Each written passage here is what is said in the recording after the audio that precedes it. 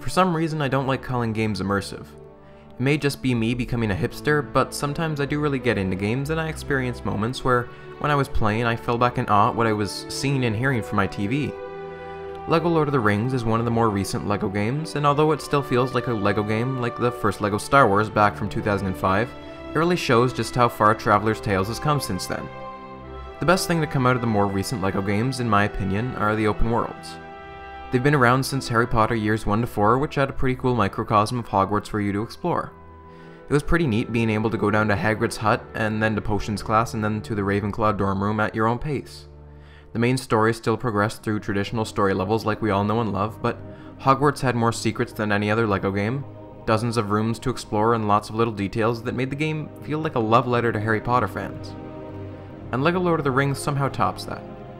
Traveler's Tales turned Middle-earth into a bite-sized version that, although much smaller than the actual thing, still felt as vast and as epic as the books and movies made it out to be.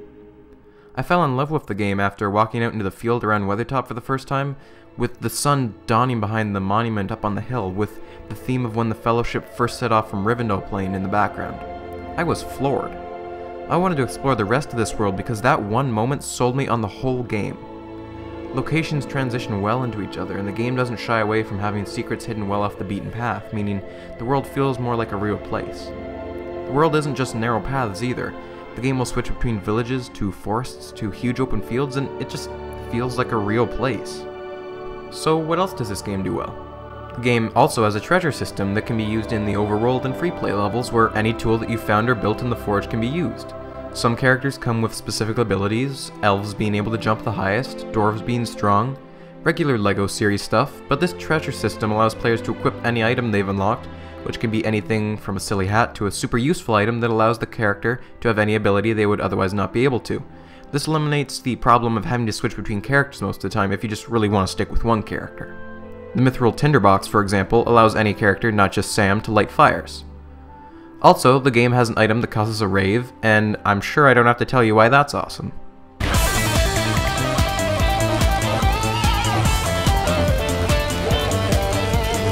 The game has a really fan-pleasing cast of characters, even going beyond the movie series, drawing from the books, including characters like Tom Bombadil and Prince Imrahil. Now, despite all this, there are still quite a few things that I don't really like about the LEGO series that I feel is dragging this game and a lot of the later games in the series down. The LEGO games as a whole are being dragged down by the fact that they all follow a level-based format. They worked really well in the first LEGO games because that's all the games consisted of, story missions. But once I got a taste of the open world, that's all I wanted to have. Lots of games have their story missions take place in their open worlds, and that works quite well. That being said, the way the LEGO game's gameplay is designed doesn't lend itself well to open worlds like, say, Infamous does.